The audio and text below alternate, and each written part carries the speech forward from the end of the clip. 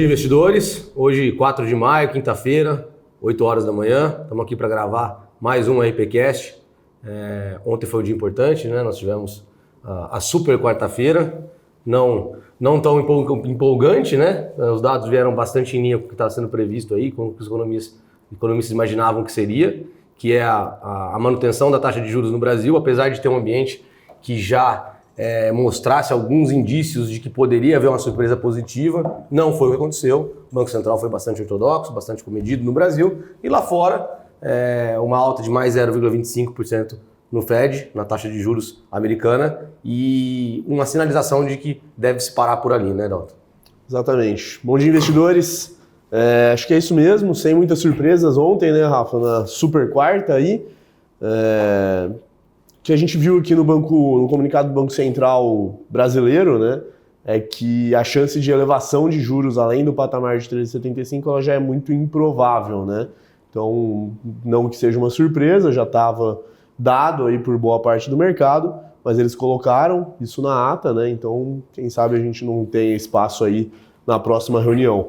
Mudou o comunicado, né? Foi exatamente a mesma mensagem, né? A gente está de olho ainda, os juros podem subir, mas esse cenário é menos possível ou mais improvável do que era anteriormente, né? E aí nessa pauta a gente tem aquela discussão de novo do arcabouço fiscal, que é um projeto que a gente que foi bem absorvido ali pelos economistas, o próprio Campos Neto gostou do formato do projeto. Elogiou publicamente. Né? Só que ele foi engavetado, né? A gente viu aí o Lira conduzindo pautas de PL de fake news. Ontem foi o marco do saneamento, ontem a gente teve uma operação da Polícia Federal de busca e apreensão de celulares, de Michele Bolsonaro, isso gerou um estresse com parte da oposição no Congresso, e aí ontem o governo sofreu uma derrota importante no Congresso, né? A oposição derrubou ali partes da mudança que o Lula estava querendo fazer no marco regulatório do saneamento. Então, certamente foi uma derrota importante para o governo e dá um indicativo aí de que não vai ser tão fácil aprovar esse arcabouço, né? Exatamente. Não está simples, né? Acho que até por isso não colocaram ainda em votação, né, Rafa? Eu acho que deveria ter sido colocado antes, tá? Eu acho que o governo, mais uma vez, se mostrou infantil ali, de tentar colocar pautas à frente do arcabouço. É mais a ala política do governo disputando com os economistas que estão tentando resolver o problema do arcabouço para que a gente possa ter uma redução nos juros. E aí, voltando àquela pauta que a gente tem falando, o crédito está travando a economia, existe uma necessidade muito grande desse juro começar a cair, os empresários brasileiros estão com dificuldade de tomar crédito. Então, tem toda uma sucessão de fatores pós-aprovação desse arcabouço fiscal que é super importante e precisa começar a andar. Então, a sinalização do Banco Central ontem está muito em linha de cobrar que essa pauta se encaminhe antes de todas as outras que estão sendo colocadas à frente no Congresso brasileiro, né? Rafa, você acha que essa derrota aí do governo nesse tema do saneamento pode ter a ver com toda essa movimentação da PF, com o Bolsonaro, busca e apreensão de celular? Se você perguntar para qualquer congressista, ele vai falar que não, né? Mas, poxa... As coincidências, né? O PL das fake news não chegou a ser votado, porque o governo sabia que não teria maioria para aprovar. Por que foi votado o marco de saneamento? Porque entendia-se que tinha e foi surpreendido com uma derrota. Ou seja, mudaram de opinião ali de última hora. Quer dizer, foi a oposição aplicando ali uma derrota ao governo. Porque o governo não caminharia à votação fosse essa a realidade da votação que se esperasse. Então assim, sim, impuseram essa derrota, foi uma retaliação, certamente, e uma derrota para o governo. Esperamos que isso não comprometa o arcabouço fiscal, porque o arcabouço fiscal não é uma questão só política, é uma questão econômica, uma questão extremamente necessária para o Brasil, para os brasileiros, né? Com certeza. Muita gente acha que só falando de investimentos e não entende o tanto que essa questão fiscal bate de fato no dia a dia, né, do brasileiro, e muitas vezes até daquela população menos favorecida, né? Com inflação, com juros mais altos, com desemprego aumentando, se a gente não conseguir endereçar a taxa básica de juros aí num patamar mais baixo, mais pró-negócio, né? O fiscal garante sustentabilidade para o governo, atrai investimentos estrangeiros, que faz com que o dólar caia, que ajuda pauta da inflação, na redução dos preços. Então é todo um ciclo positivo que se gera a partir de uma segurança jurídica que se dá tendo uma regra fiscal, né? Então esse é o ponto e é super importante que essa definição ocorra rapidamente, porque o mercado vai sim ficar um pouco assustado com essa derrota do governo. Sim. Porque imagina o seguinte, a gente tinha como dado que o governo tinha maioria e tinha apoio para essa pauta, tal qual teria para o voto do marco do saneamento. Não é um marco, né? É a derrubada de alguns trechos do da texto, lei, né? exatamente, que favoreciam empresas estatais. Então, assim, essa derrota faz o mercado questionar... A derrubada favorece empresas estatais, né? A derrubada que favorecia foi... O texto é a favor das empresas públicas, das empresas privadas, né? E o Lula gostaria de derrubar essa parte e dar mais uma chance para as empresas estatais. Para algumas operações que teriam que ter licitações, para que não tivessem, porque os municípios não tivessem que fazer, as empresas não tivessem que fazer licitações, etc, etc. Mas enfim, eu acho que especificamente a pauta do texto é menos importante do que a gravidade da derrota. Eu acho que a gravidade da derrota que impõe um questionamento se de fato a gente vai ver na próxima votação, na votação do arcabouço, um apoio ao governo. Acho que esse é o tema, esse é o grande medo que surgiu.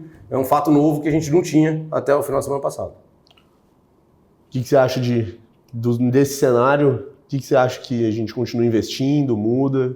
Não, eu acho que a pauta é a mesma, né? Eu acho que a gente segue ali com recomendações de ativos atrelados à inflação, né? Juro real. Se a gente tiver uma abertura hoje do DI futuro, os juros subindo um pouquinho, com esse receio de aprovação do arcabouço, eu acho que pode ser uma oportunidade boa. Já caiu bastante, né? Sim.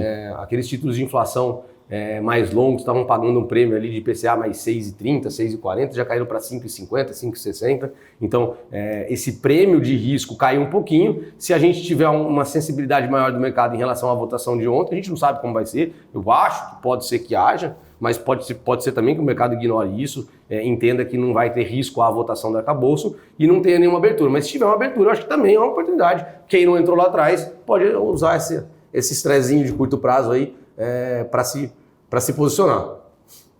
Legal. A gente deve ter esse mês aí uma oferta pública também, né, Rafa? Aquilo que a gente sempre comenta, que é muito melhor entrar nas ofertas, né, quando possível. Então a gente deve ter uma oferta aí, a gente não pode falar a empresa, ainda está terminando de assinar todos os contratos, etc. Mas uma série em IPCA, deve vir uma taxa alta aí, próximo de IPCA mais 9 como taxa teto, né? Depois tem todo um processo de book building para definição de fato da taxa, mas uma taxa teto bem alta ali em relação ao que a gente costuma ver por aí. Então... E reforça um pouco aquele tema que a gente gosta de abordar, né? As ofertas públicas são o melhor momento para entrar, né? A gente já falou disso aqui. Acho que é super importante a gente reforçar, porque o custo de distribuição desses papéis, ele é pago pela empresa que está emitindo os papéis. Então, o investidor, quando investe na oferta inicial, ele não paga o custo de alocação da mesa, aquele spread da mesa, do né? mercado secundário, que você paga quando você compra um título do Tesouro, quando você compra algum outro título no mercado secundário, que tem um custo para que aquele mercado esteja disponível para ser operado, né? Então, a oferta inicial é importante por isso. Essa taxa de IPCA mais 9 é um título que você imagina que seja isento de imposto de renda? Isento de imposto de renda. Vale reforçar isso. Então, IPCA mais 9 isento de imposto de renda. Pessoal, é uma taxa muito boa mesmo. É isso. Renda variável, o que você tem visto aí? Sei que você fez uma operaçãozinha aí recente na física, né? Fiz. Eu fiz uma operação de arbitragem, na verdade, né? Eu arbitrei 2 papéis do mesmo setor, 2 bancos. Eu me posicionei comprado em um banco e na mesma operação eu fiquei vendido em volumes financeiros equivalentes, ou seja, você compra X mil reais de um banco A e vende X mil reais de um banco B, e você está arbitrando o comportamento desses 2 bancos. Acho que esse banco está caro, o banco B, eu vendo ele e compro o banco A, e eu arbitro a relação entre esses papéis. Não é uma operação direcional, é uma operação de arbitragem. A operação direcional eu gosto de fazer com uma carteira mais estática, sem muita especulação. Eu acho sim que a Bolsa Brasileira está muito barata.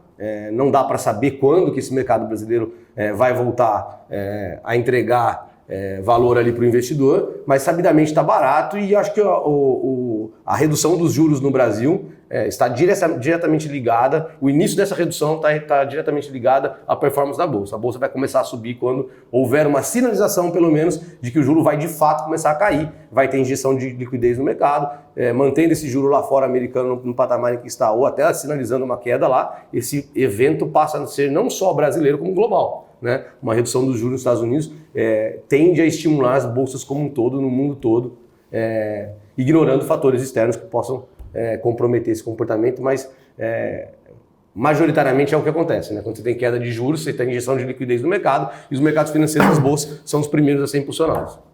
Perfeito, é isso daí. Ô Rafa, foi na Grishow ontem, né? Fui na Grishow ontem. Conta pra gente como tá a feira lá. A feira está um espetáculo, pessoal. É uma feira muito grande, né? É um evento super importante para a nossa cidade. A rede hoteleira aí 100% lotada, a cidade está lotada, né? Restaurantes. Então, assim, é uma feira muito importante para a economia local. Eu fui lá visitar amigos, clientes, pessoal que está expondo, super bacana. Foi um dia bastante interessante ali. Vale a pena, quem não foi à feira, vá, porque é um programa bem interessante de se fazer. Eu vi as fotos, parece que tá bem legal mesmo, né? Muita tecnologia o pessoal tá trazendo. Muita inovação tecnológica, né? Sim, sem dúvida. Maquinário e oportunidade de compra com desconto, né, pessoal? Tanto na linha de veículos, caminhonetes, veículos agrícolas, aqueles quadriciclos, tem de tudo. Drones, aviões, então assim, super bacana, uma feira super importante aí para a cidade, a gente não podia deixar de prestigiar. É isso aí, legal.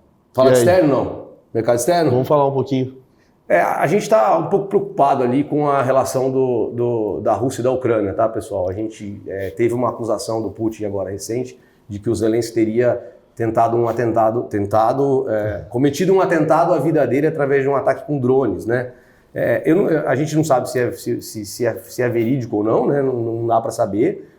O Zelensky nega, né? A Ucrânia está negando o atentado, mas o motivo pelo qual o Putin criaria esse boato, se for boato, se não for um fato... Para justificar alguma coisa. Para justificar algum ato que ele possa vir a cometer na sequência. Então, assim, ficar atento ao cenário externo, porque Rússia e Ucrânia, apesar de estar um pouco esquecida essa pauta, ontem a gente teve uma lembrança não tão boa, né? Então é outro fator de risco aí que surgiu novamente. Não é novo, mas a cada comentário, a cada ruído, a gente tem que ficar atento e isso certamente impactaria nas bolsas do mundo todo, né?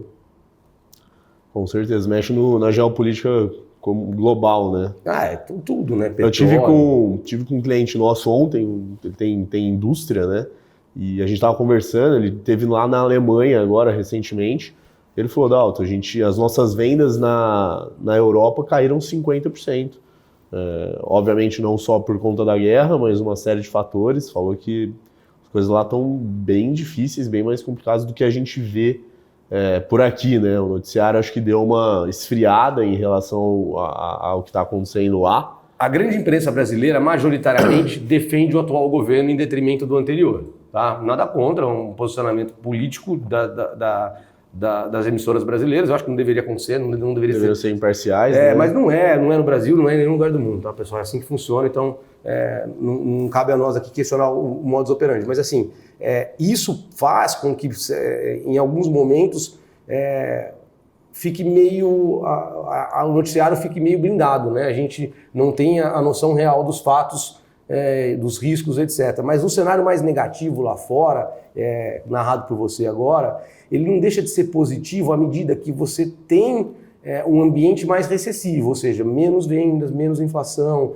Então isso é um indicativo de que possa estar chegando um momento, de fato, de os países todos terem que começar a baixar os juros. Então esse é um momento de reversão de um cenário de enxugamento de liquidez global, que foi essa alta de juros no mundo todo, né? Então tem esse lado, né? Sempre tem um lado positivo, né? Quanto pior, melhor nessas horas, né? Quanto pior estiver a economia, melhor porque mais rápido a gente vai ter uma reversão dos mercados a partir de uma redução dos juros, não só no Brasil como no mundo todo. É isso por hoje? Acho que é só, né? Acho que é isso. Valeu, pessoal. Valeu.